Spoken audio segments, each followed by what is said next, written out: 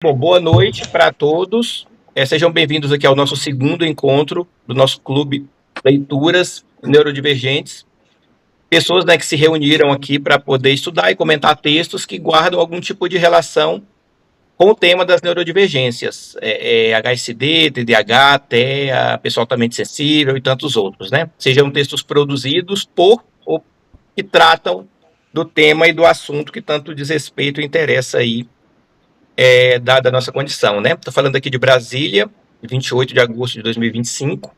O título que o nosso grupo selecionou para esse segundo encontro foi Contribuições da Teoria da Desintegração Positiva para a Área da Superdotação, que foi um artigo publicado no periódico Psicologia, Teoria e Pesquisa, volume 33, autoria de Juliano Oliveira e do Altemir Barbosa, da Universidade Federal de Juiz de Fora, e da Eunice de Alencar, da Universidade de Brasília.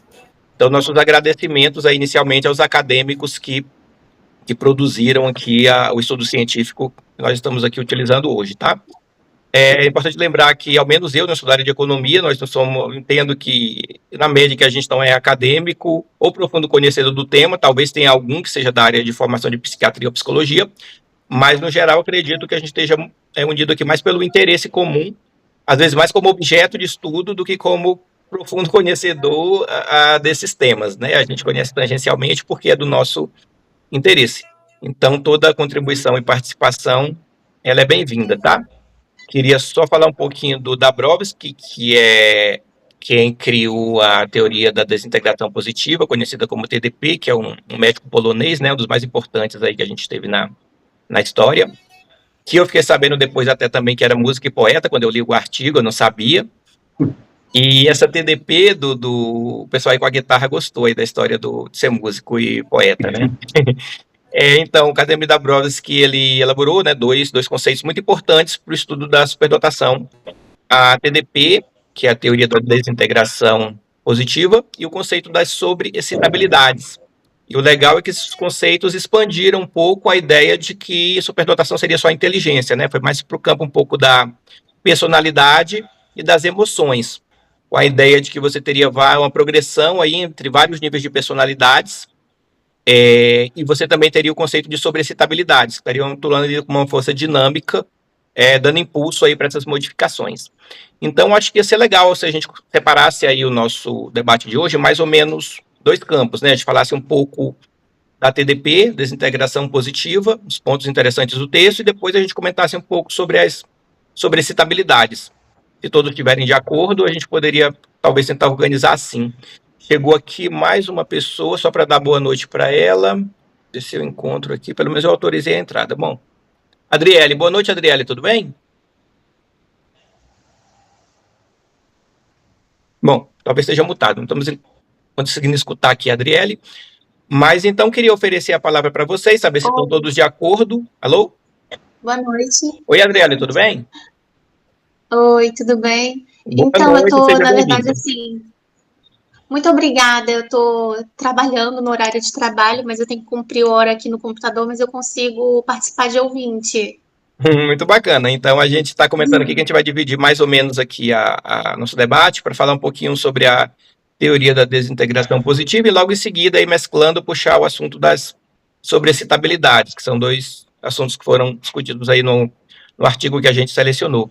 Então, queria passar a palavra para vocês, para a gente começar a ouvir e discutir aí o que vocês acharam interessantes no texto. Mas antes, eu só queria falar mais uma coisinha, se todo mundo aqui autoriza a gravação desse áudio e das imagens, no caso da gente querer divulgar no grupo, para quem não puder participar ouvir, né, eu queria disponibilizar depois em plataformas ou no nosso próprio grupo para todo mundo acompanhar. Todo mundo de acordo aí com a gravação Tudo bem, né? Então, bacana, estamos gravando. Então, com a palavra, pessoal, o que chamou a atenção para vocês aí especificamente sobre o conceito aí da teoria da desintegração positiva?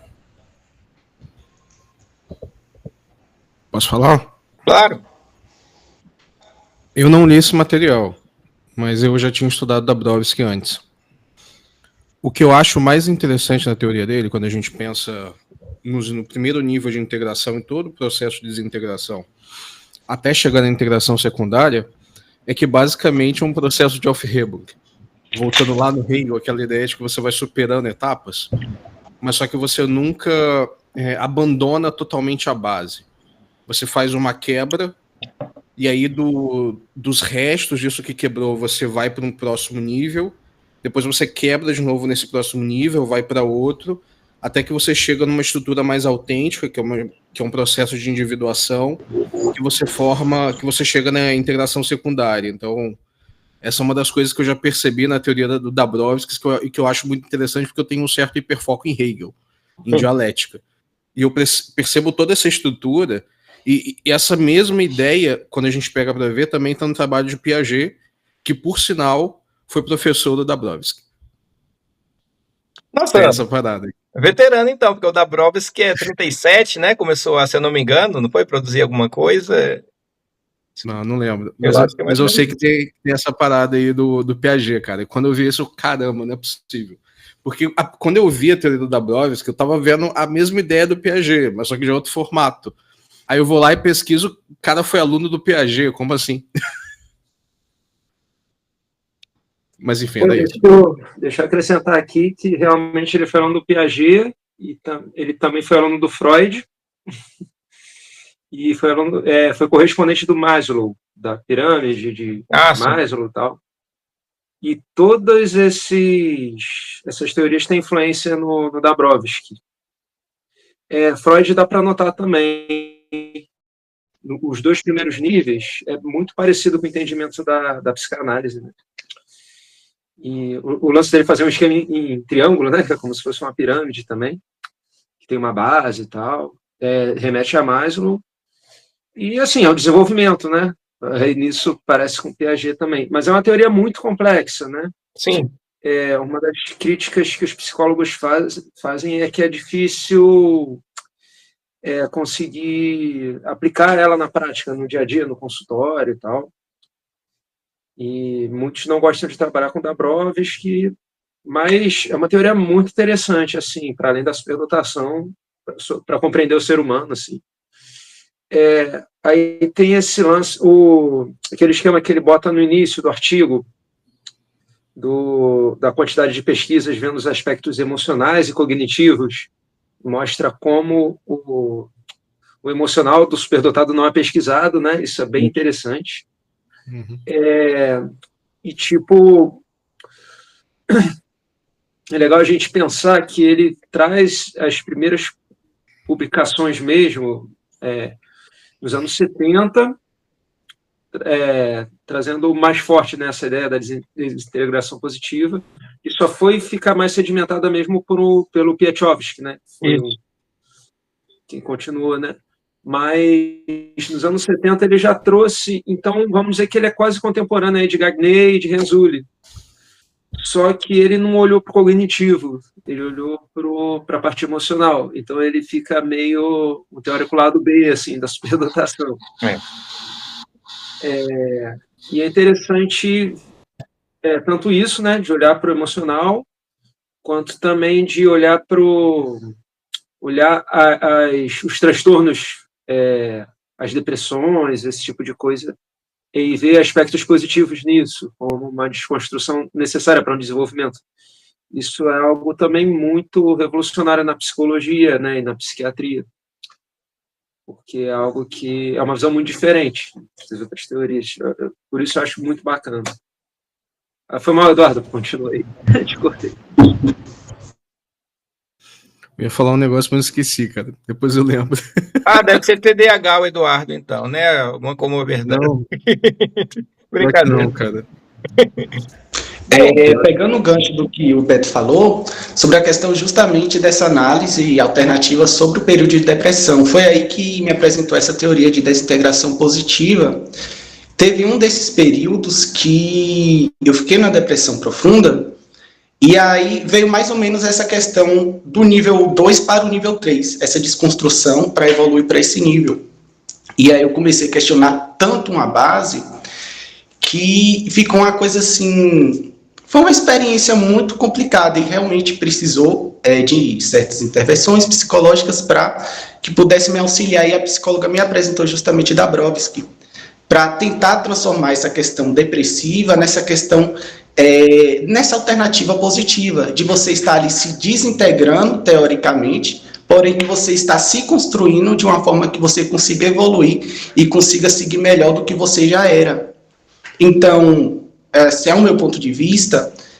Nós nascemos com certas construções e a própria sociedade, ela consegue colocar a gente em uma determinada caixa. E aí fica a nossa visão do mundo muito limitada. E para aquilo, a gente está num certo patamar que a gente não consegue evoluir. E a partir desse momento que a gente tem essa desconstrução, que a gente consegue fazer esses questionamentos, a gente consegue verificar quais são os nossos princípios, quais são os nossos pilares e por que aquilo foi construído desse jeito, de tal forma que a gente consiga meio que não destruir totalmente, mas que a gente consiga olhar de outra forma, a gente consegue subir patamares, que a gente consegue expandir nossa visão do mundo e acaba, de certa forma, evoluindo. Então, a depressão pode ser, uma coisa negativa, né, que ocorre com as pessoas, mas em determinado momento a gente consegue tirar proveito dessa situação para que a gente consiga seguir de forma mais evolutiva, mais positiva futuramente. Certo, Edmilson. Eu fiquei, assim, curioso com o conceito que apareceu de desintegração negativa, uma involução de nível. Eu queria ouvir vocês um pouco disso. Alguém entendeu bem esse conceito? Porque eu conhecia do Dabrowski, que era mais associado a essa desintegração positiva, no sentido do crescimento de uma nova personalidade a partir da reformulação de conceitos, mas a desintegração negativa, você voltando de níveis, eu parei um pouco para refletir isso e confesso que é um pouco confuso. Se vocês puderem dar alguma contribuição aí, como é que vocês entenderam essa parte da desintegração negativa, eu agradeceria. Posso comentar sobre isso? Tá. Como eu falei, eu não li esse artigo, mas eu já li coisas antes sobre Dabrowski. Pelo que você está dizendo, essa desintegração negativa parece ser o processo de reintegração, que é quando a pessoa ela dá um passo para trás, né? Ela sai de um nível superior, ela vai para um nível inferior, não é essa ideia? Isso, quando ele imagina que ele chegou lá, ele fez uma integração secundária, depois que ele cumpriu ali até o 4º nível da desintegração multinível, ele estava num processo de integração secundária, ou seja, construindo um novo conceito, e por algum momento ele pegou e voltou para o nível 4 da desintegração organizada multinível. Eu tentei imaginar na prática como que isso poderia acontecer. Mas é quando ele já está no processo de integração secundária, ou isso pode acontecer ao longo de todos os níveis de desintegração positiva? Eu entendi, pelas setinhas que estão desenhadas aqui no diagrama, na figura 2 do artigo, é em qualquer nível. Em qualquer nível isso poderia ir para um degrau abaixo. Então é o processo de reintegração. O que acontece?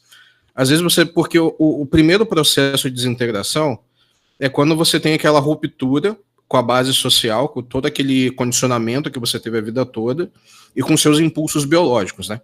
Que Dabrowski ele coloca que a integração primária é isso, é um conjunto da tua biologia, daquilo que veio com você, daquilo que é inato, junto com aquilo que foi obtido a partir do processo de enculturação, que você foi condicionado pela sociedade. Então, o que seria esse processo de reintegração? O indivíduo ele faz essa primeira quebra, ele entra ali naquele estágio 1, mas por algum motivo, por insegurança, o que quer que seja, ele reintegra. Muitas vezes você pode ter o seguinte, você tem uma pessoa que era super conservadora, ela passa por um processo de desintegração, aí de repente ela vai para um extremo. Então ela sai de um tipo de dogmatismo e vai para outro tipo de dogmatismo. Isso é um processo de reintegração. Ela só abandonou uma estrutura pronta e adotou outra. Ela não chegou naquele processo de individuação que leva até a integração secundária. E aí eu queria falar uma coisa, que é um gancho no que o Beto tinha dito antes, que é com relação à dificuldade da gente utilizar esses conceitos de sobreestabilidades dentro da psicometria. É muito difícil você conseguir criar escalas para desenvolver isso e tal. Só que existe um conceito que é muito parecido com o do Dabrowski, de sobreestabilidades, que é o conceito de Sensory Processing Sensitivity, que seria a sensibilidade do processamento sensorial, SPS. Então ela é muito parecida a ideia. E esse construto teórico a gente consegue criar escalas, consegue medir. A gente tem já alguns protocolos validados e tal. E quando a gente pega a literatura de superdotação, os artigos científicos nas revistas de grande impacto, existe essa discussão de que talvez a SPS seja análoga ou até mesmo equivalente à sobreestabilidade de Dabrowski. Então, se isso for verdade, há maneiras de conseguir medir isso, mas é a partir de um outro construto teórico, que é o SPS. Muito bom. Eu concordo, Eduardo, com a sua fala, e eu vejo também, vou colocar uma situação prática. O que acontece? Vamos supor que você está em um determinado grupo, que tem determinados padrões, segmentos e normas, e de certa forma você não concorda com alguma coisa e começa esse processo de desintegração positiva e evoluir de nível para você questionar e mudar essas bases. Só que em uma determinada situação você evoluiu para outro nível, claro, mas devido ao ambiente que você permaneceu, devido àquela pressão da massa, você não consegue manter essa questão desse comportamento. Porque você vai tentar questionar, mas onde você vai, todo mundo está com aquele perfil que estava anteriormente. Então, às vezes, acaba sendo mais confortável para a pessoa diminuir o nível, né, dessa desintegração negativa, para que ela continue sua vida ali sem, entre aspas, uma confusão, sem criar discussões. Entendi. Vamos colocar aqui um exemplo prático. Imagina uma pessoa com altas habilidades de superdotação e sobreexcitabilidade na área artística, aproveitando aqui o pessoal da música, né? Ele nasce numa família com poucos recursos e lá ensinam para ele que música, arte nesse país não dá dinheiro, não dá para viver disso. E aí ele constrói uma primeira construção com base de que não é possível viver disso, ele teria que ter uma outra profissão. E aí, quando ele passa para o nível 2, ele começa a ter um afrouxamento dessa estrutura de integração primária. Ele começa a questionar, mas por que eu não posso ter um trabalho criativo? Mas por que eu não posso ter um trabalho artístico? Aí ele iria começar a passar para o nível 3, que é o nível onde os valores autônomos começam a ter maior importância. É lá com base na ideia do terceiro fator, né, que o Dabrowski coloca. Mas aí, por uma pressão social ou familiar, ele volta e desiste, por exemplo, de fazer um curso de artes e resolve fazer um curso que possa ser mais proveitoso para ele no sentido de remuneração, de renda. Seria mais ou menos isso? Você vai, tenta construir alguma coisa e ali o fator autônomo termina perdendo para uma influência social, vamos dizer assim. Acredito que poderia ser um exemplo, né?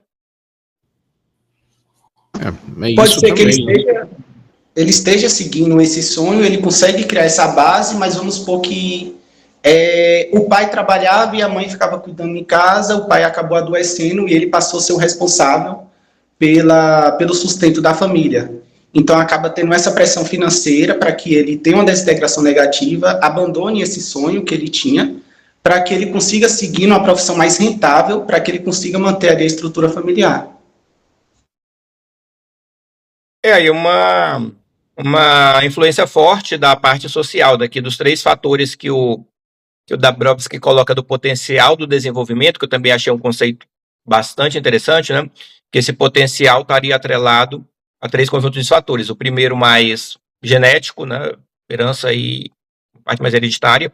Um segundo seriam essas influências culturais e do ambiente social, que nesse exemplo seria a crença de que não vale a pena investir em arte ou cultura no país, porque não é muito promissor, né?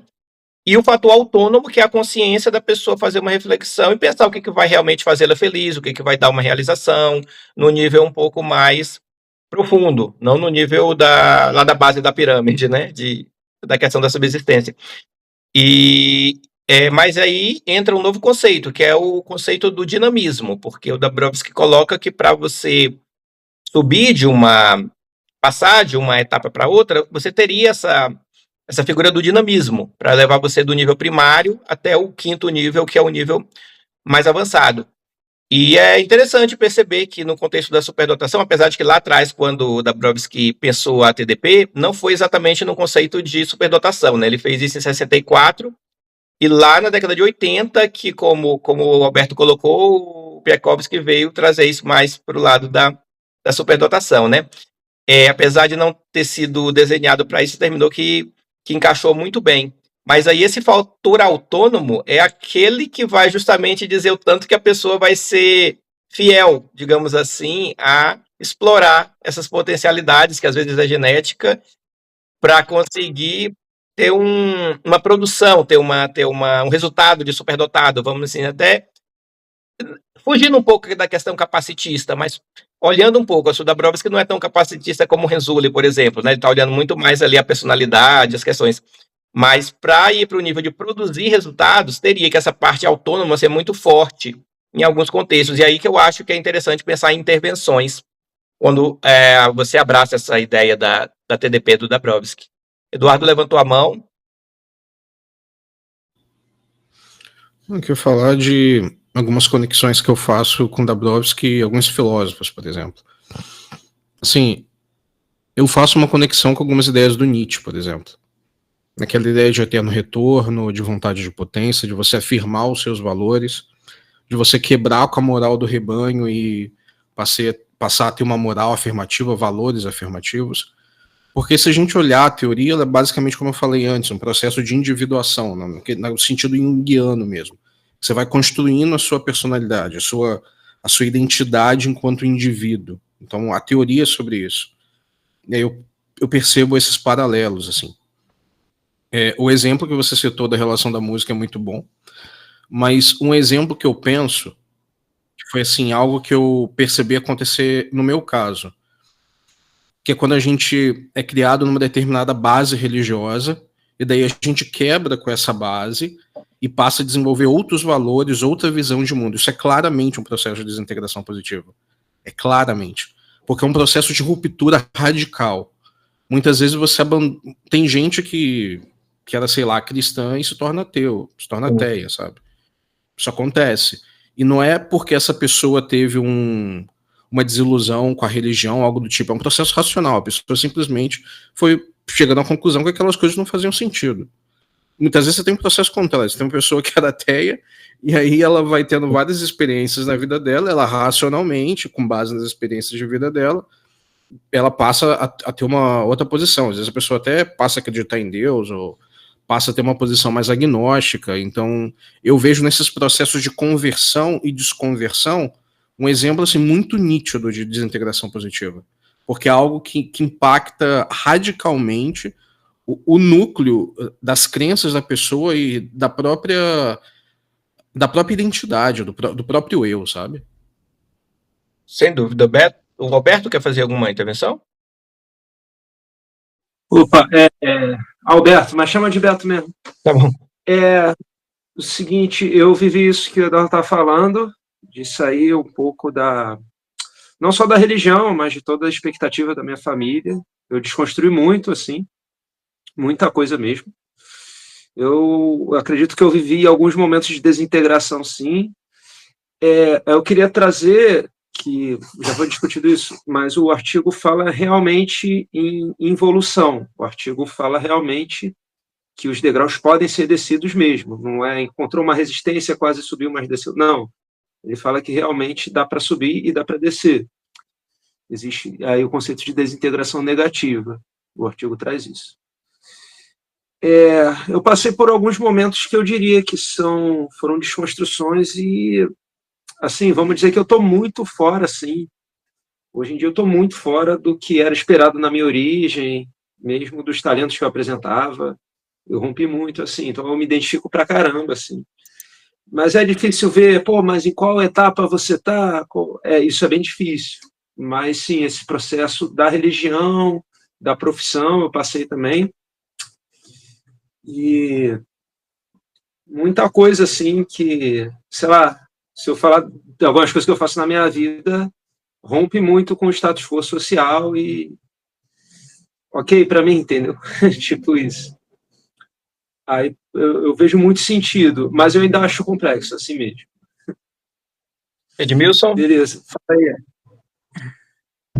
aí. Eu acho que também há muito interesse, não vou colocar aqui questão político-estatal, da população manter um certo nível, de ficar estagnada, porque quando a gente vai evoluindo nesses níveis, a gente vai questionando certas bases, o próprio artigo fala do que é, mas como deveria ser. Só que isso, em certo momento, tanto para um lado político ou até mesmo para um lado religioso, isso não é uma coisa, como eu posso dizer, tão interessante.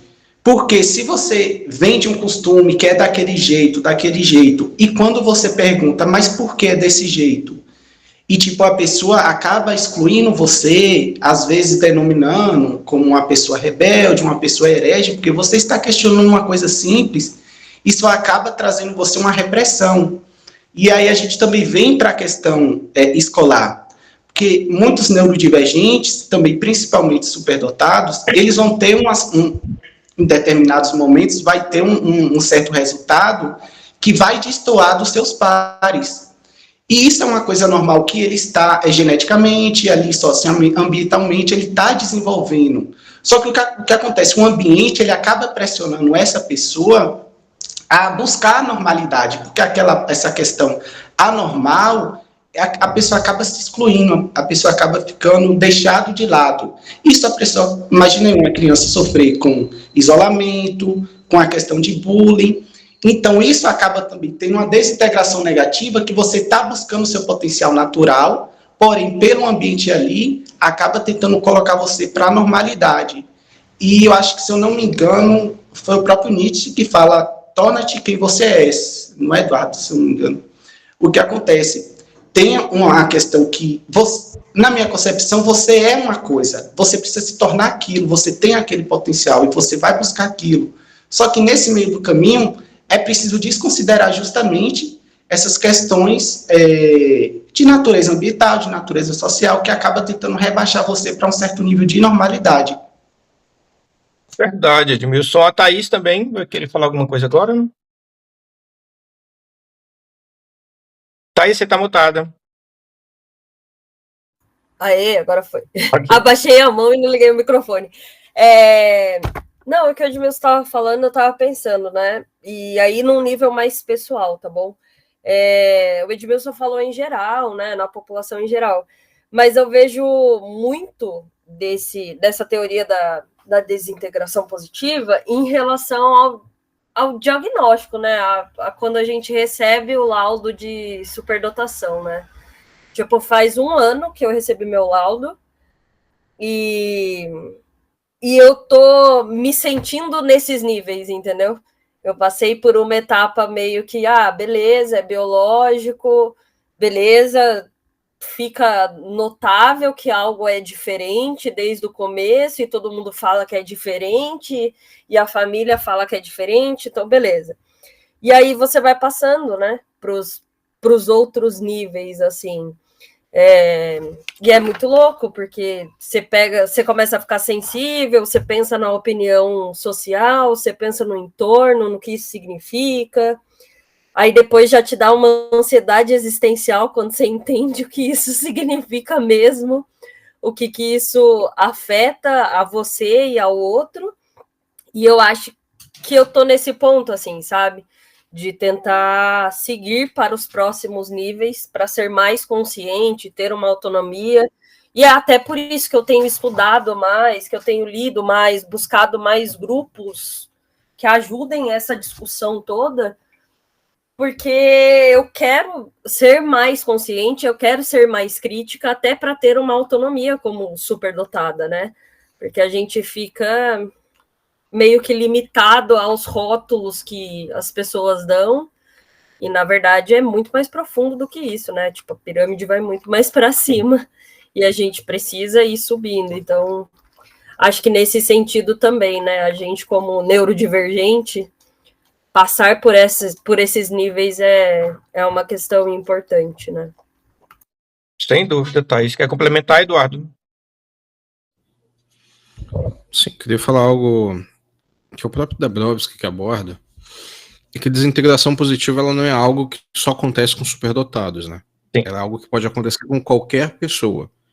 O que ele vai afirmar é que os superdotados eles têm maior predisposição a passar pela desintegração positiva e que isso é devido às sobreexcitabilidades, que são essas sobreexcitabilidades que são os gatilhos para permitir a desintegração positiva. Mas uma coisa que eu queria dizer, e aí eu vou entrar em discordância com o artigo, tá? Eu não acredito de verdade nesse processo de desintegração negativa. Porque eu penso o seguinte, as pessoas elas nunca voltam a ser quem elas eram antes. Nossa personalidade ela tá sempre mudando. Então mesmo que alguém ela chegue uma pessoa ela chegue numa integração secundária de fato, onde ela tem todo aquele processo de desconstrução e reconstrução da personalidade, isso não quer dizer que aquela pessoa vai parar ali, que a vida dela acabou ali. Você pode chegar numa determinada visão de mundo, num determinado conjunto de ideias, e ao longo da sua vida você mudar, sabe? Então, sei lá, você pode sair do teísmo, ir para o ateísmo, e daqui a pouco virar um agnóstico, e daqui a pouco voltar a acreditar em outro tipo de espiritualidade. Isso pode acontecer.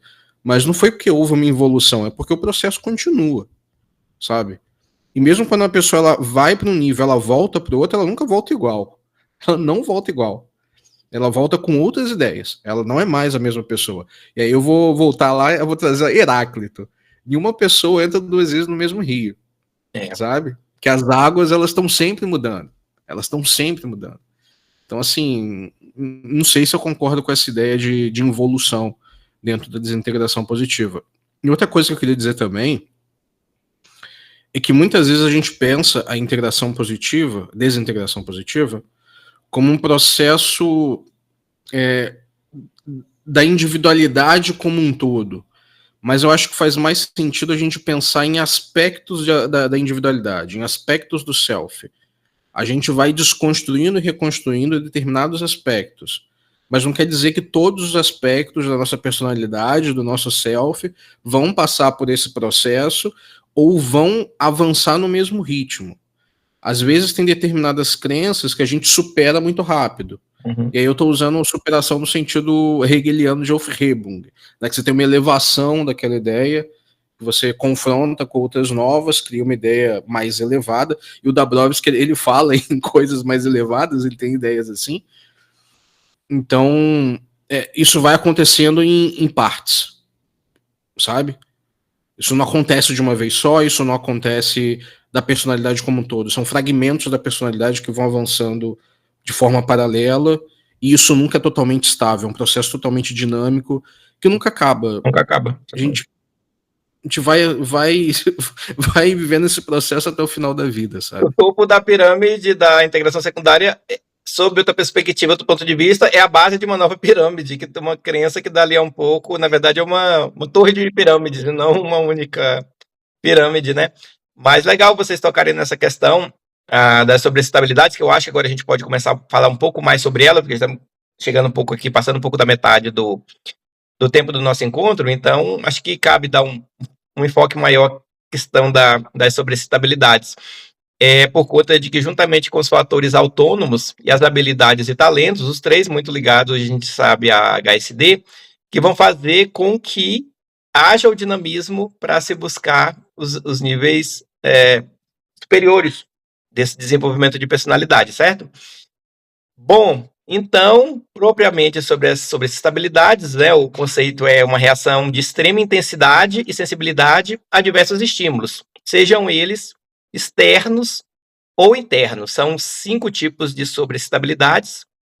A psicomotora, que é ligada ao sistema neuromuscular, a sensorial, ligada aos 5 sentidos, a imaginativa, ligada a pensamentos criativos, a intelectual, busca de conhecimento, busca de respostas, e a emocional, que é ligada mais a uma autoconsciência e sentimento de empatia pelo social, essa questão mais que transcende mais ali um desejo mais egóico, no sentido de estar preocupado só com os próprios interesses.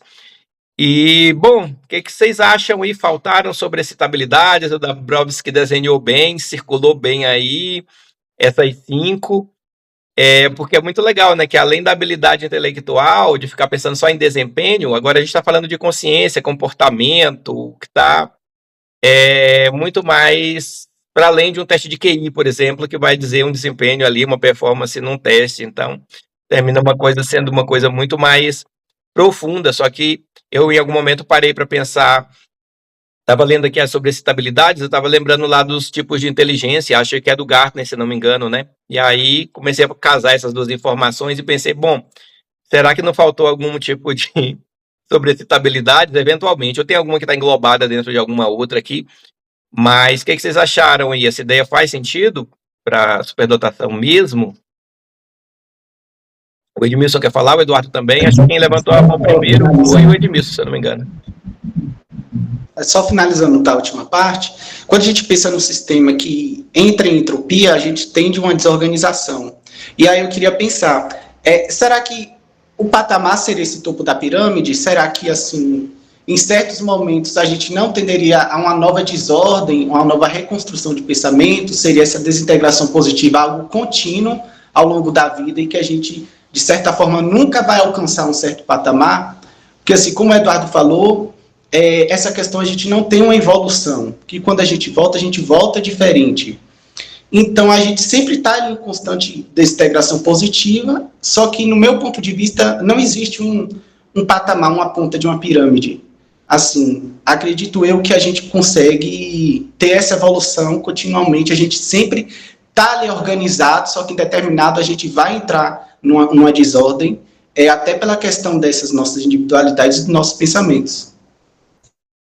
De fato, isso aí, Edmilson. Também pensei, quando o Eduardo estava falando, eu estava pensando nisso. No começo eu estava até perguntando como é que vocês entendem essa involução, porque realmente é aquilo, você não cabe mais na caixa, né? Uma vez que você saia, você pode ter desistido de, naquele momento, no meu exemplo, estudar música ou qualquer outro tipo de arte, mas o sonho ficou ali. Se pelas circunstâncias você desistiu, por outro lado, ficou dentro de você ali o germe, o desejo, que não vai morrer em algum momento, você vai querer dar forma para aquilo. Então, a gente pode dizer que você não é mais o mesmo, né? Agora você tem uma aspiração de uma situação A para uma situação B, que antes você não tinha. Então, vou concordar um pouco com vocês, sim. Aí, Eduardo, com a palavra. Cara, o Edmilson falou essas coisas, eu fiz um monte de conexão na minha cabeça. Mas eu não sei se vai dar para falar disso tudo. Mas ele estava falando de entropia, eu pensei num conceito do Schrödinger, do gato, que é o conceito de negentropia, cara. Que foi um conceito que ele propôs lá na década de 50, se não me engano, até antes, nos anos 40, que foi utilizado mais tarde na biologia para explicar como que estruturas biológicas elas se tornam mais organizadas com o tempo. Porque tem algo interessante sobre organismos, sobre sistemas complexos no geral, é que eles vão contra a entropia. Então, enquanto o universo está tendendo à desordem, seres vivos eles estão aumentando o seu grau de ordem. Isso é um processo biológico, um processo físico natural dos sistemas orgânicos e sistemas complexos, né? Então, sim, você tem esse efeito da entropia que está o tempo todo tendendo à desordem, só que ao mesmo tempo você tem esse outro efeito que é a negentropia, que ela vai levando a ordem, que seria entropia negativa ou algo do tipo. Dá para fazer várias outras conexões. Desconstrução e reconstrução. Nossa, tipo isso, é bem alquimia, assim, das ideias, cara. Isso que eu tava pensando aqui. Várias áreas de conhecimento, cada uma aplicando a sua maneira, mas no fundo a gente está falando da mesma coisa, né? O dissolve solútil da alquimia, né? Condensa e dispersa, enfim. Muito legal. Outra reflexão legal, gente, sobre, acho que até um colega nosso comentou, não sei se o comentário foi de alguém que está aqui agora, eu não me lembro, que às vezes essas sobreexcitabilidades podem ser confundidas com outras neurodivergências, né? A psicomotora com a impulsividade do TDAH, a sensorial com a sensibilidade do TEA, e até intelectual, por que não, com comportamento associado ao TOD, por você questionar muito, desafiar muito, de repente os adultos não gostam de uma criança ali, às vezes muito questionadora, desafiadora, mas não é isso, é porque na verdade ele tem uma sede de conhecimento tão grande que ele vai perguntar várias coisas, mesmo até o ponto do adulto se irritar, porque não tem mais respostas para a pergunta daquela criança, né? E, de fato, são áreas de sombra, né? Quer dizer, até no diagnóstico, que é mais comportamental, fica difícil, às vezes. É comum, talvez, pegar um superdotado que era só superdotado e enxergar muitos traços de TDAH ou de TEA ou de TOD. Também a gente sabe que tem dupla excepcionalidade, tem situações em que, de fato, as pessoas têm mais de uma neurodivergência, mas também deve ter muito diagnóstico errado por aí, porque a pessoa não conhece a fundo o que seria a superdotação, está ali presa só no contexto dos testes de QI, e não está observando que, a partir desse conceito de sobreexcitabilidade, daria para talvez não diagnosticar a pessoa com essas outras neurodivergências, sendo que isso é só uma característica de sobreexcitabilidade. Mas, por outro lado, as sobreexcitabilidades não são exclusividades dos superdotados. E aí fica sempre essa dúvida, que é uma dúvida, um desafio até para os profissionais, para os estudiosos e para a gente, para tentar se entender, né? A gente demora a se convencer que é superdotado, dali um pouco a gente demora a se convencer que o diagnóstico de TEA é verdadeiro e demora a se convencer que o de TEA e outras coisas também são verdadeiros, porque na hora que a gente vai estudar, quanto mais a fundo a gente estuda, mais a gente vê a área de sombra entre essas coisas. E às vezes, quanto mais a gente estuda, mais dúvida a gente fica. E chega naquela história, só sei que nada sei, né? Vocês andaram levantando a mão aí, eu não lembro a ordem, então fiquem à vontade aí para os comentários. Foi o Beto, vai lá, Beto. Eu comecei. Queria falar das sobreexcitabilidades. Uma das contribuições é essa, de ter uma nomenclatura diferente, que está fora do entendimento patológico. Isso é legal. Porque você ter uma característica diferente não te coloca num transtorno. Isso é bacana, isso é bom. Mas eu não sei até que ponto é bom a gente ter as nomenclaturas próprias para superdotação. Por exemplo, já ouvi a galera falando, superdotado não tem hiperfoco, tem autoengajamento. Aí separa do autista, né? Não, o autista tem hiperfoco, o superdotado tem autoengajamento. Mas cria um entendimento que tudo que é da superdotação é bom e tudo que é do autismo é ruim. Aí a galera 2E fica naquela. Não, tudo que eu tenho que é ruim é do autismo, tudo que eu tenho que é bom é da superdotação. E, na real, são comportamentos muito parecidos. E, para você descartar um transtorno numa avaliação, né, às vezes, um detalhe. E, às vezes, os avaliadores ficam em dúvida mesmo, porque, na prática, você olha o comportamento, mas isso está na cara aqui que é um TEA, está na cara que é um TDAH, como é que eu vou dizer que é só superdotação? E hoje em dia é uma questão até legal, né? Você precisa do diagnóstico de TEA para ter alguns direitos. Então, aí você não recebe aquilo, mas você tem um funcionamento bem parecido, como é que fica, né? E os superdotados têm muito poucos direitos. Eu acho que a gente entra numa seara polêmica, mas eu acho que é legal a gente ter nomenclatura, superdotação, ter nomenclaturas para chamar de suas, né? Então, sobreexcitabilidade fica bonitinho, assim, não é uma hipersensibilidade que é patológica, não é uma agitação psicomotora de TDAH, entendeu? Eu acho que é bom, pelo lado de despatologizar, é bom a gente se despatologizar um pouco. Mas aqui, Alberto, também, só um contraponto, já vou passar a palavra para vocês. Quanto mais você problematiza, mais você recebe interesse de estudiosos e da comunidade científica, de médicos, psiquiatras.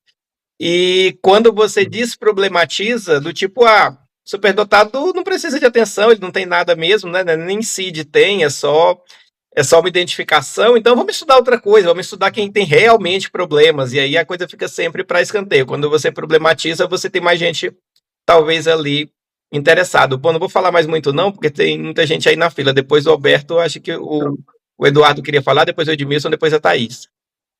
Só finalizando, eu confesso que eu cheguei a pensar assim, quando eu estudei superdotação na faculdade, eu confesso que eu cheguei a pensar assim, não, eu vou lidar com tanto problema, por que eu vou me preocupar com isso? Mal sabia o idiota aqui que eu mesmo era e não sabia. Mas peguei. Então, eu queria falar um pouco sobre transtornos em geral. Eu percebo que existe uma má compreensão generalizada do que é um transtorno. Por que é um transtorno? Você pegar lá o DSM, está muito claro. É um conjunto de características que causam sofrimento ao indivíduo e causam comprometimento à vida dele. E essas características, elas têm tanto causas sociais quanto causas biológicas. Não é exatamente essa definição do DSM, mas é por aí.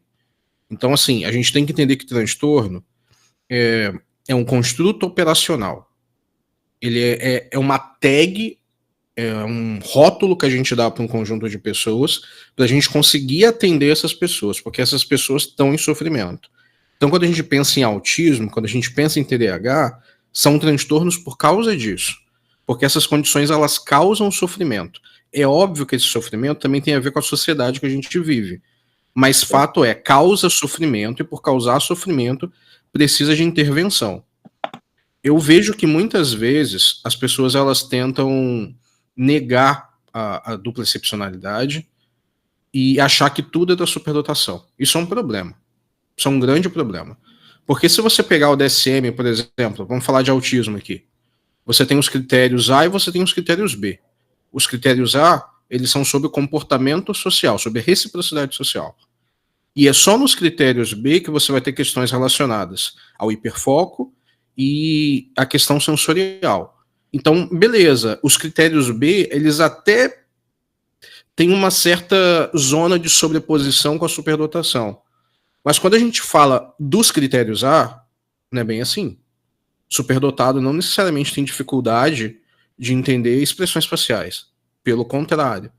Superdotado não necessariamente vai ter problema de prosódia, vai ter uma dificuldade com linguagem corporal, vai ter alguma dificuldade de manter o contato visual.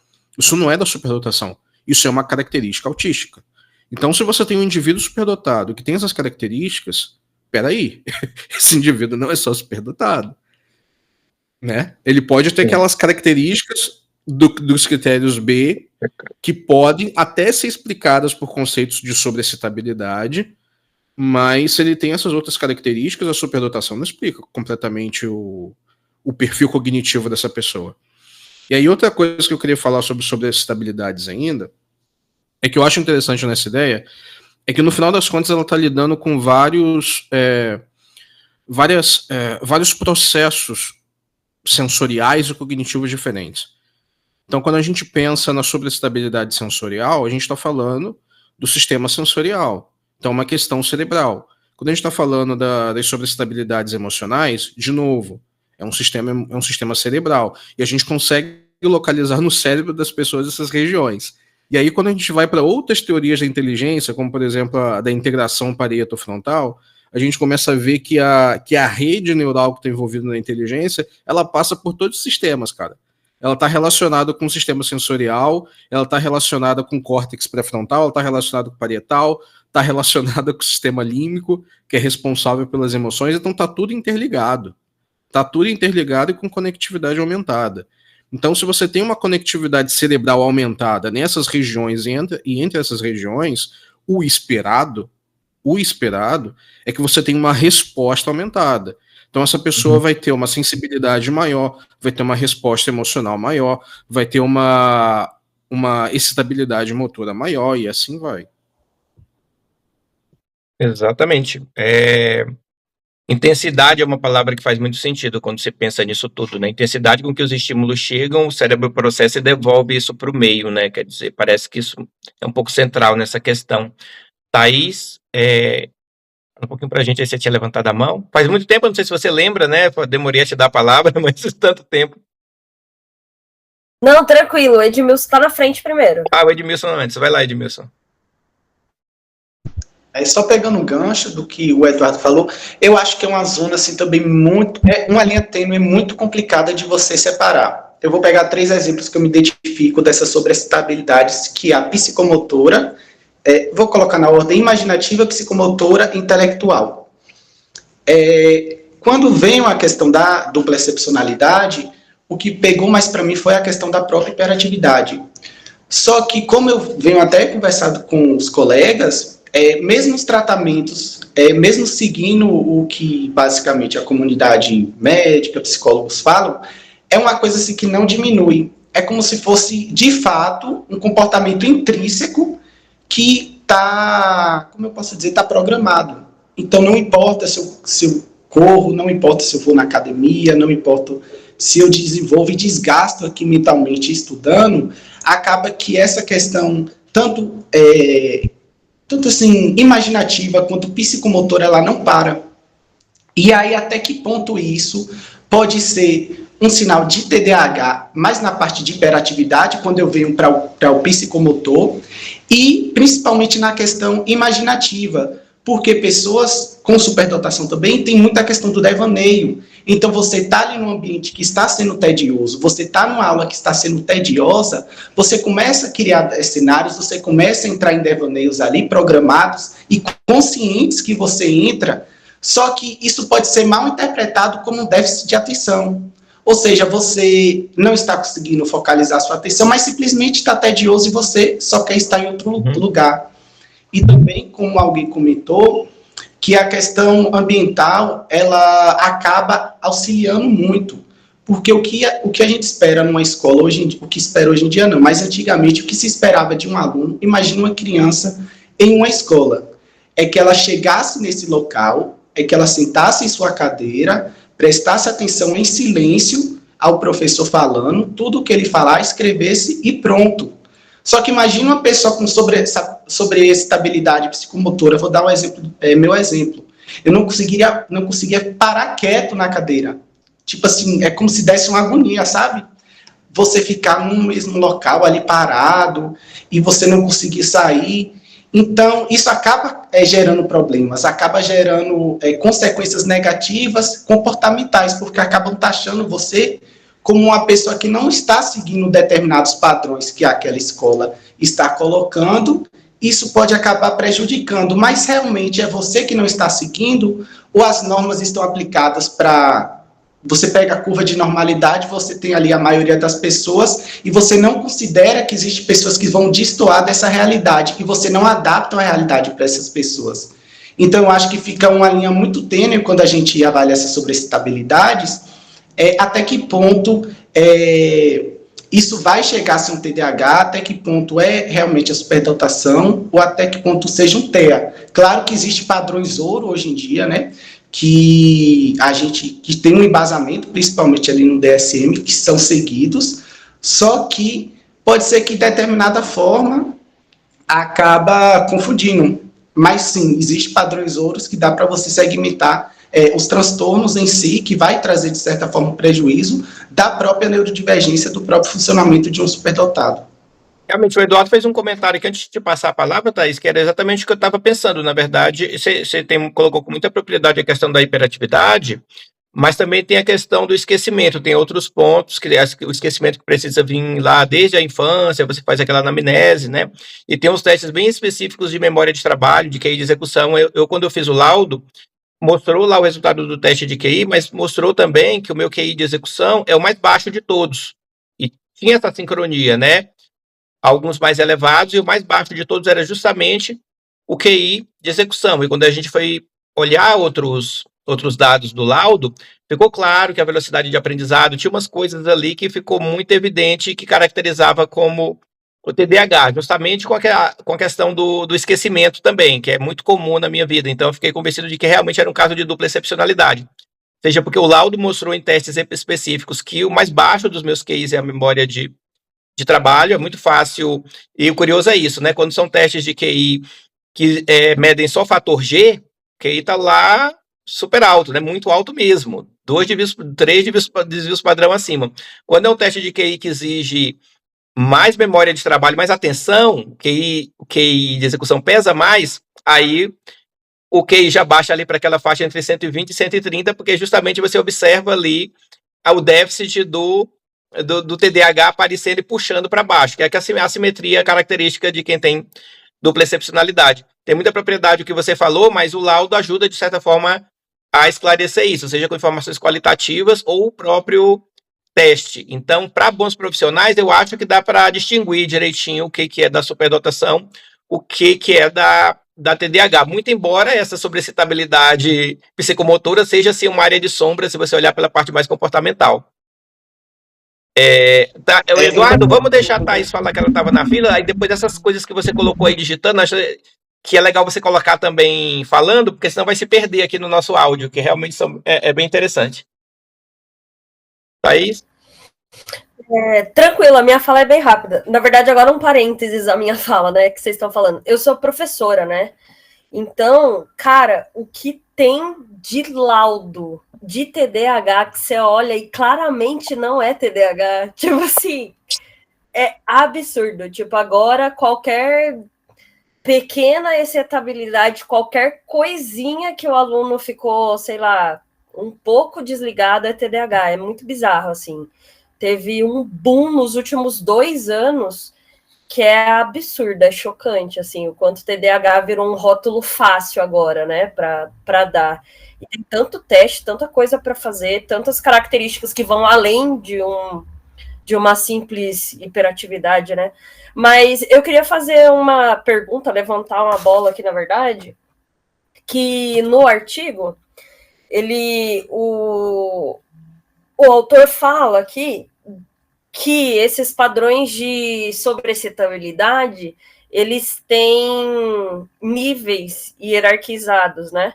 E fala que alguns são mais elevados do que outros. E eu queria saber se vocês concordam que realmente, porque daí aqui ele colocou que o sensorial e o psicomotor, eles são são menos elevados que o emocional, imaginativo e o intelectual. Queria saber se vocês concordam com isso ou se vocês discordam. Eu vou dar palavrinha para você só falar um pouquinho antes, tá, Eduardo? Eu não concordo também, tá, Thaís? Já te adianto. Eu acho que talvez tenha havido um equívoco aí, porque tem várias formas disso se expressar. Mas eu achei tão interessante que o Eduardo estava colocando aqui a respeito do diagnóstico de TDAH. A dupla excepcionalidade também é um ponto bem, assim, interessante para todos nós. Queria só deixar ele falar um pouquinho disso antes da gente responder a sua pergunta. Então, cara, isso volta no que eu tinha dito antes, é a má compreensão do que são transtornos. Para você fechar um transtorno, você precisa ter vários traços. Muitas vezes o que acontece é que as pessoas acham alguns traços, e aí dizem que a pessoa tem transtorno, sabe? Se banalizou fazer isso com um narcisista, por exemplo. A pessoa tem alguns traços e daqui a pouco aparece um monte de pseudo-especialista dizendo que a pessoa tem TPM. Não é bem assim que funciona, né? Você tem o DSM que diz quais são os critérios diagnósticos. E quando a gente fala de TDAH, a hiperatividade não é suficiente para você determinar se a pessoa tem TDAH ou não. Você precisa ver outras coisas, como impulsividade, como desatenção, e tem vários outros critérios que eu não lembro quais são. Eu teria que pegar o DSM ali de novo, porque eu passei tanto tempo estudando autismo, que os do TDAH, eu não sei, os do autismo eu sei de cabeça, mas os do TDAH não, sabe? Mas era só isso mesmo, era só fazer essa distinção do que é traço, do que é transtorno, e isso explica por que tem um monte de laudo errado por aí. Sobre essa questão que você colocou, Thaís, uma hierarquia aí de sobreexcitabilidades, eu tive olhando no próprio artigo, o campo amostral dos estudos do Dabrowski envolvia ali pessoas religiosas, pessoas superdotadas, músicos, artistas. Eu não sei se era uma amostra muito aleatória da população, isso talvez deu algum viés e alguma conclusão precipitada de que talvez a imaginativa, a intelectual e emocional tivesse aí numa hierarquia superior, porque de certa forma elas estão muito ligadas, né? O sensorial que está estimulando uma criação do imaginativo, pensando em artes, por exemplo, né? Ele cita ali a questão da poesia. Tem muito a ver com o sensorial também, para puxar o imaginativo. Não me parece que o psicomotor e o sensorial sejam insumos dos três mais elevados. Eu não consigo pensar, eu não entendi muito. É que não é muito bem fundamentado. Talvez quem lê o original do Dabrowski pudesse explicar um pouco melhor. Mas no artigo não pareceu um embasamento de por que se entendeu que algumas eram superiores a outras. Se houver alguma hierarquia, não parece ser essa, na minha opinião. Eu acho que realmente tem que pegar essa referência para avaliar direito, porque eu também acho que seja um viés, tanto do ponto de vista do próprio autor, ou como você falou, dessa parcela em análise. Porque, por exemplo, para um jogador, um atleta, uma sobreexcitabilidade psicomotora, ela pode se sobressair diante de algumas outras. Então, aí depende do referencial de que está sendo abordado. Aí, acredito também que sejam essas 5 sobreexcitabilidades, eu acho que não existe uma hierarquia, realmente. E só complementando o que o Eduardo e a Thaís falou, que a gente estava até conversando em outro grupo, que hoje em dia, devido à questão do uso excessivo de telas e de comportamentos da nova geração, alguns sintomas estão sendo confundidos com transtornos. Então, por exemplo, o alto consumo de açúcar, o alto consumo de telas com crianças pequenas e crianças em si, o péssimo hábito de dormir Isso acaba criando uma certa condição de desatenção, de estresse, e aí existem, eu acho que hoje, um nicho muito grande na internet que está abordando muitas neurodivergências, está conseguindo muitos públicos. Então, acabam colocando falas sensacionalistas. Então, por exemplo, você questiona bastante, você não está se sentindo conectado com a vida, isso pode ser superdotação. E aí a pessoa, poxa, realmente eu duvidei nisso, eu devo ser superdotado.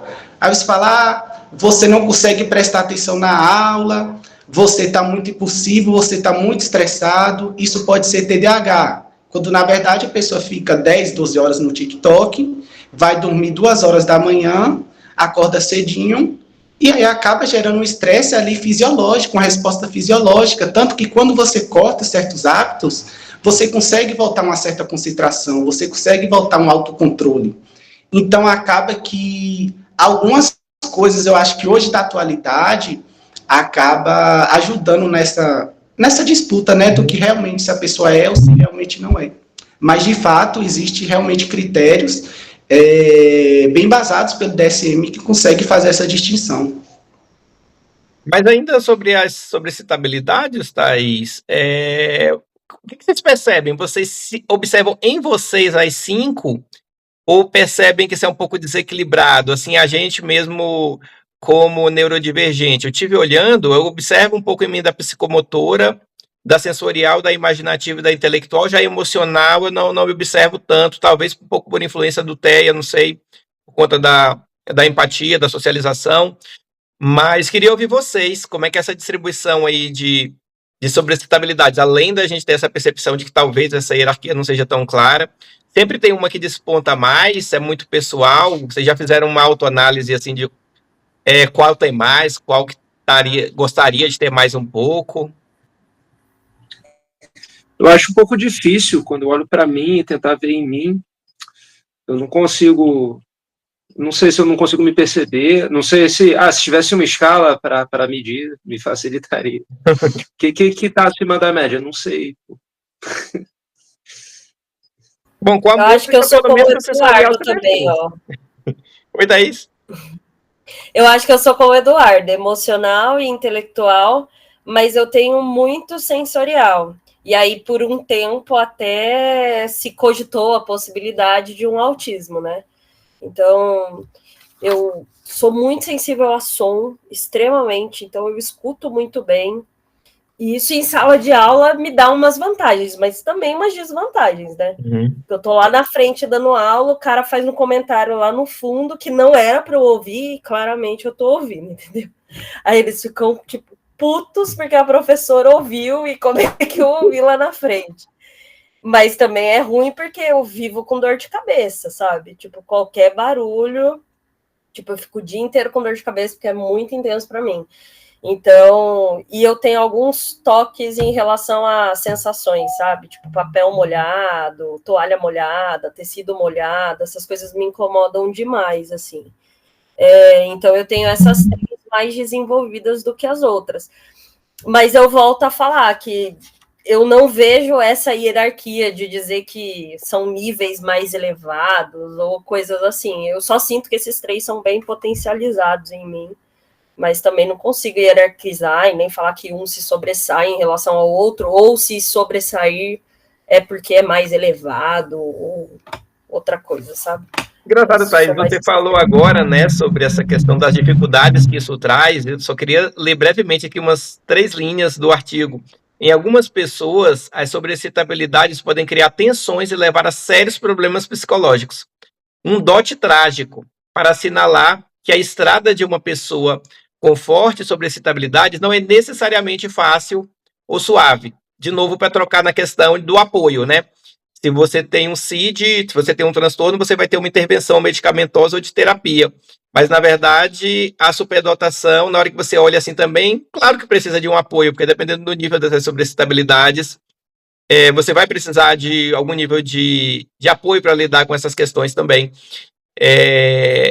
E não é só o lado bom, né? De olhar, tá bom, a pessoa é inteligente, não, ela não vai ter problema nenhum na vida. Não é assim que funciona, né? Tem todo um outro lado Também ligado a sobre estabilidade, que em algum contexto pode trazer mais dificuldade do que benefícios. E outro ponto legal que está no artigo também, que fala assim, níveis elevados, as intensidades e sensibilidades podem aparecer em desacordo com os pares da mesma idade, levando-os a apresentarem uma série de questionamentos e conflitos a respeito de si mesmo. Acho que isso é um ponto bem chamativo no meu caso, assim. Sem dúvida. A nível pessoal, quando eu me percebi bem mais intenso do que as outras pessoas, isso foi, de certa forma, libertador, mas me deu uma ideia da complexidade dos relacionamentos e das experiências. Porque quando eu observo que essa intensidade não tem uma reciprocidade, ou seja, as pessoas estão interessadas em coisas superficiais, não em coisas tão intensas, eu tendo a agir com uma certa indiferença. Isso me dá muito problema nos meus relacionamentos. Mas conhecer a teoria ajuda no sentido de falar, olha, não tenha uma expectativa muito alta, não forme tanta expectativa, por conta de que as pessoas, a maioria delas, não vai ter, talvez, esse nível de intensidade com interesses, com relacionamentos em geral. Isso ajuda um pouco a reduzir um pouco da expectativa. E quando se reduz a expectativa, ao menos para mim, o efeito foi bom, quer dizer, tende a se viver melhor, porque você não está com uma expectativa tão alta. Pensando um pouco nisso, às vezes a gente para refletir que nós, ao menos, nenhum dia na vida, nós não pensamos como a cabeça de uma pessoa neurotípica. A gente está pensando do lado de dentro como cabeça de uma pessoa neurodivergente desde que nasceu. Então a gente não sabe o que é pouco intenso e a gente não sabe o quão intenso nós somos além de uma média para poder dosar, às vezes, ali o comportamento, uma expectativa, um relacionamento interpessoal. Eu parei muito para pensar nisso depois que eu vi as teorias a teoria do Dabrowski, essas duas aqui. O quanto que falta um parâmetro e uma referência, e eu percebi o quanto essa diferença, na prática, vai tornar difícil as minhas relações. E como que eu doso, como é que eu modero esse ímpeto de querer ser tão intenso no mundo em que provavelmente vai querer ser menos intenso do que eu. Pode falar, Eduardo? Eu estudo superdotação desde 2014. E foi um longo processo até eu conseguir confirmar a superdotação. Mas uma das coisas assim que me fez cair a ficha de vez e pensar, realmente sou superdotado, foi quando eu tive contato com o conceito de hipersensibilidade, que no final das contas é a sobreestabilidade emocional que o Dabrowski fala, mas a sobreestabilidade sensorial. Isso que é a hipersensibilidade que você falava lá atrás. E eu percebi isso claramente, cara. Eu percebia que as minhas emoções eram desproporcionais. E como que eu sabia isso? Por comparação. Uhum. Porque por um estímulo X, as pessoas tinham uma reação emocional Y. A minha reação emocional era Y². Era exponencialmente maior, sabe? Isso era nítido, porque dava pra ver pelo comportamento. Eu ficava mal com pouca coisa, cara. Enquanto as pessoas precisavam de dar muito mais problema pra ficarem mal. E eu também ficava muito feliz com pouca coisa, sabe? Eu entrava nos hiperfocos malucos de ficar fissurado num jogo, não conseguir parar de jogar, ou então fissurado numa música, não conseguir largar da música, e coisas desse tipo. Então foi quando eu percebi isso que virou a chave de vez, sabe? Também funcionou assim, Eduardo, esse artigo, esses conceitos do Dabrowski, eles são, para mim, foi quem melhor entendeu. Eu sou, como eu falei, sou economista, como economista eu sou um ótimo psicólogo e psiquiatra, estudando há pouco tempo isso, mas os conceitos do Dabrowski, eles me soaram como uma forma de entender mais a fundo o que é a superdotação para além de uma medida de QI. A gente começa a passar a vida em retrospectiva, olhar fatos da adolescência, da infância, olha, realmente só um nível de intensidade muito forte explica situações como essa. Gostei muito de ter me deparado com essas teorias. Edmilson também quer falar um pouquinho agora? Só para falar alguns temas que vocês falaram, a questão, Thaís, que você falou da questão sensorial, eu também já observava desde pequeno, mas assim, não a ponto de trazer um prejuízo. Por exemplo, luz muito forte sempre me dá dor de cabeça, som muito alto me dá dor de cabeça, então eu sempre ando com fone de ouvido, e aromas também para mim muito fortes, assim, me enjoa. Mas das 5, para mim, que eu boto assim no meu top 3, realmente é a imaginativa, a psicomotora e a intelectual. Porque isso que eu imaginava desde pequeno, eu conseguia imaginar da questão de construir cenários, de fazer construtos.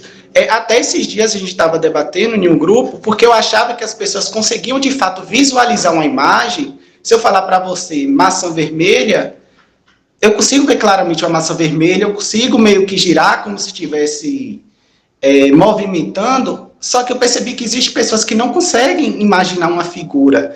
E eu fiquei tipo, como alguém não consegue imaginar uma figura? Não bate, entendeu? É muito estranho você conseguir imaginar.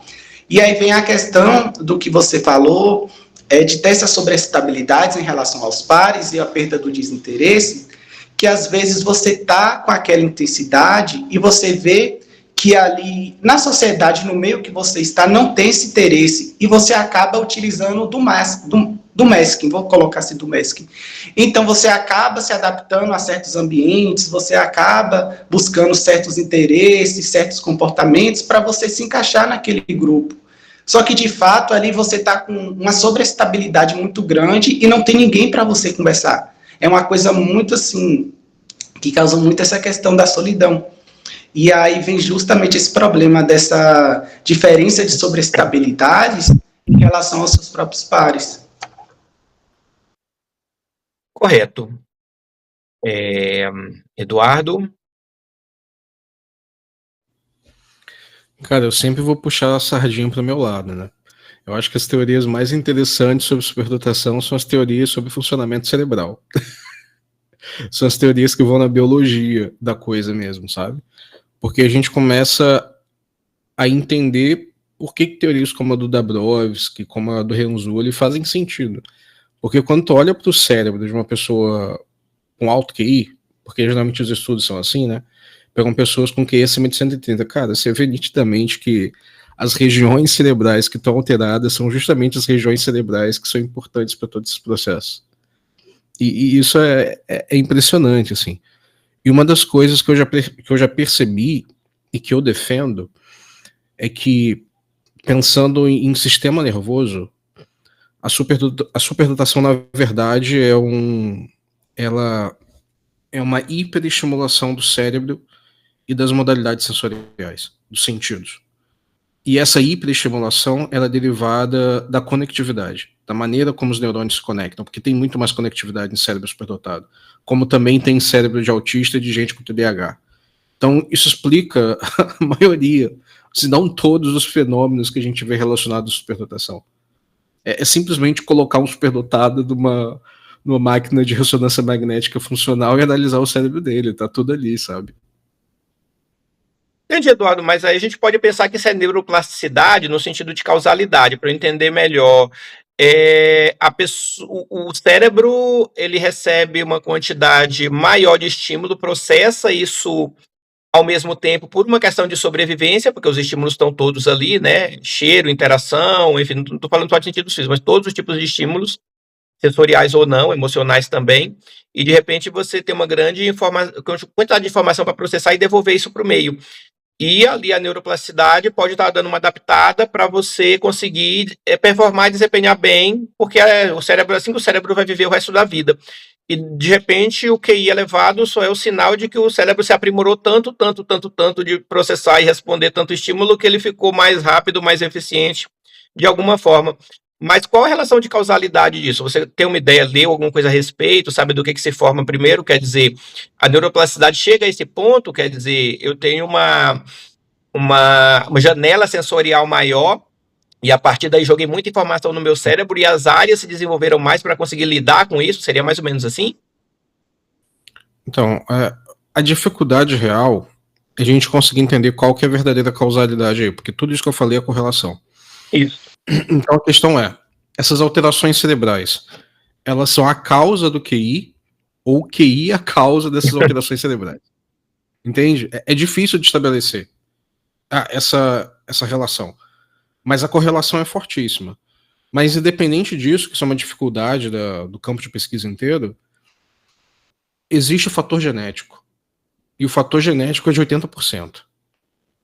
sabe? Então 80% da inteligência é herdada geneticamente. Então também não dá para dizer que é algo que se desenvolve. É claro, quando a gente pensa em organismo, a gente tem o processo ontogenético, que é o desenvolvimento do organismo ao longo do tempo. Então a gente está em desenvolvimento do dia da nossa concepção até o dia da nossa morte. Então o nosso cérebro ele não para, ele está se desenvolvendo a vida inteira. É claro que ele vai chegar em estágios de maturidade, a partir daquele estágio, as mudanças não vão ser tão brutais como elas foram nos estágios antes da maturidade. Mas fato é que isso aqui está em mudança o tempo todo. Só que essas mudanças, esse processo de desenvolvimento é determinado pela genética. Então, se o indivíduo não tem os genes, entre aspas, certos, que são, nesse caso, os genes da inteligência, ele não vai desenvolver isso, sabe? Ele desenvolve porque ele tem a genética para isso. Da mesma forma que uma pessoa só se torna alta se ela tiver genética para isso. Mas, se ela tiver no meio onde falta alimentação, por exemplo, ela vai ser mais baixa, mesmo que ela tenha um potencial para ser bem mais alta. Ela pode ter um bloqueio hormonal na adolescência e não crescer tanto, mesmo que o potencial genético dela seja, sei lá, ter 1,80 m. Essas coisas acontecem. Faz parte da biologia do corpo. Entende? Então, é isso, cara. O fator genético é evidente, não tem discussão sobre isso. Interessante. Essa causalidade, na medida que a ciência for avançando, também vai ficando mais claro, né? Mas vendo da Dabrowski, a impressão que nos dá é de que o sensorial teria um movimento inicial em relação a isso. Mas, assim, especulação, né? E também vi falar de outros estudos, assim, essa questão conceitual é muito bacana, porque tem essa questão que você colocou, tem também a questão do TDAH com a questão lá da dopamina no córtex pré-frontal, e você tem, de repente, a questão lá do TEA com a apoptose, com a poda neural, lá dos 2 anos de idade, com a questão dos neurônios, espelho, enfim, toda uma explicação mais física para a coisa. E eu gosto muito disso, porque daqui a pouco, se você acha isso, você consegue mapear e talvez achar alguma relação entre essas neurodivergências. De repente, nós estamos falando de uma coisa só, mas que se exterioriza mais para um lado da superdotação, mais para o lado do autismo, mais para o lado da pessoa totalmente sensível, mais para o lado do TDAH, dependendo da combinação. Talvez essas coisas todas estejam mais próximas do que se imagina, e a gente olha ela em caixinhas porque está olhando mais para o lado comportamental e não para o lado conceitual da coisa, por conta das pesquisas mesmo ainda serem aí um pouco incipientes também nessa área do funcionamento cerebral. Os próprios caminhos dos neurotransmissores no cérebro são muito complexos, né? O caminho que a dopamina faz no cérebro, do sistema límbico, é muito complexo todos esses caminhos para que a gente possa entender a fundo, né? E misturando ainda com a parte comportamental e todas as questões do meio também. Mas, Edmilson, também queria acrescentar alguma coisa aí para a gente? É só até que ponto também, qual é o ponto, qual é o momento em que todas essas conexões sinápticas, todo esse processamento, autoprocessamento, chegar numa fonte, até que ponto começa a afetar fisiologicamente. Por exemplo, no momento que você está no processamento ali, que você está numa crise sensorial, dispara, sei lá, um neurotransmissor, isso acaba te agitando, isso acaba, vamos supor, liberando uma noradrenalina, te colocando no estado de alerta. Até que ponto isso pode vir a ser o início ali de uma ansiedade, de um transtorno de ansiedade generalizada. Até que ponto essas conexões, esses processamentos, eles vão ali manipular esses seus neurotransmissores e gerar, por exemplo, a questão de sensação de felicidade, sensação de estado de alerta, de prazer, essa questão da própria dopamina. Ou até a depressão, também a ansiedade, né? Com certeza. Eduardo? Vou trazer uma ideia aqui. Lembram do paradoxo do careca? Em que momento que o cara fica calvo ou careca? Tem que perder quantos fios para ser calvo?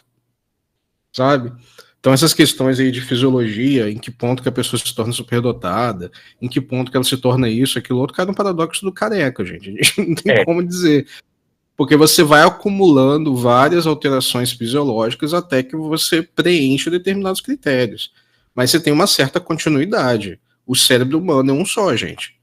O superdotado não tem um cérebro não humano, é um cérebro de Homo sapiens, que é assim, se você pegar um cérebro de um superdotado e comparar com uma pessoa normodotada, e daí você comparar com um chimpanzé, é quase a mesma coisa, sabe? É quase a mesma coisa. Então, assim, às vezes as pessoas têm uma ideia de que o superdotado é o alecrim dourado, né? Como se ele estivesse fora da humanidade. No final das contas, não, gente.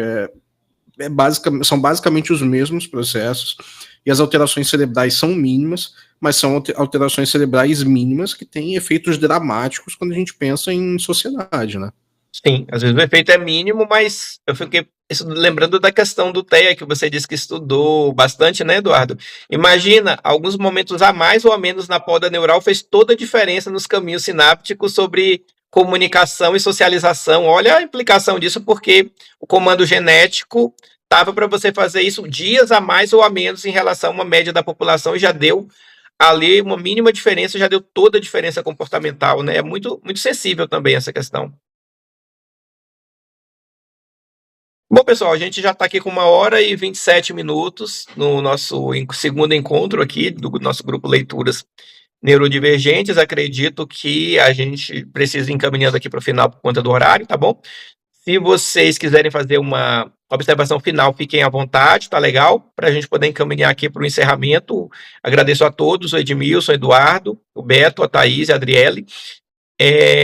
Quem quiser dar uma palavrinha final aí, fica à vontade, e todos firmes aí, espero vê-los no nosso próximo encontro, aí, nosso terceiro encontro, com nosso texto aí que ainda vai ser escolhido por maioria lá no grupo, tá bom?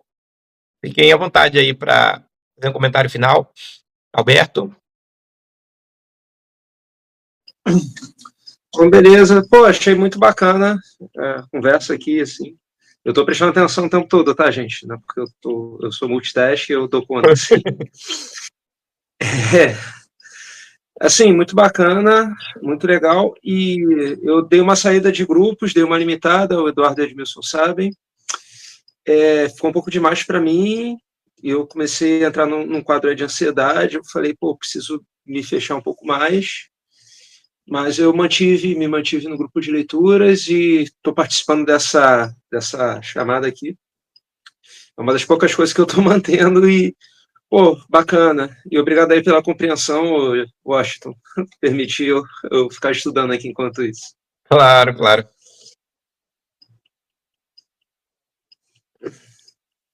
Bom, pessoal, então é isso, tá bom? Momentos como esse aí contribuem muito para o fortalecimento aí da conexão das pessoas neurodiversas, fortalece vínculos, e é muito bom estar entre os nossos. Esse grupo me faz muito bem, e eu fico muito feliz mesmo quando a gente para estudar a lei e discutir que sentido tem essas teorias nas nossas vidas, porque muitas vezes as pessoas que estão escrevendo isso estão do outro lado do balcão, né? E aí é bom a gente ouvir de quem está como a gente aqui, sendo, de certa forma, alvo das intervenções, de que forma que essas teorias fazem sentido em nossas vidas. Isso dá uma sensação, assim, de pertencimento, de validação, de conexão, que, ao menos para mim, faz muito sentido. Então, espero vê-los vocês aqui muitas outras vezes nas nossas reuniões, tá bom? Boa noite a todos e muito obrigado.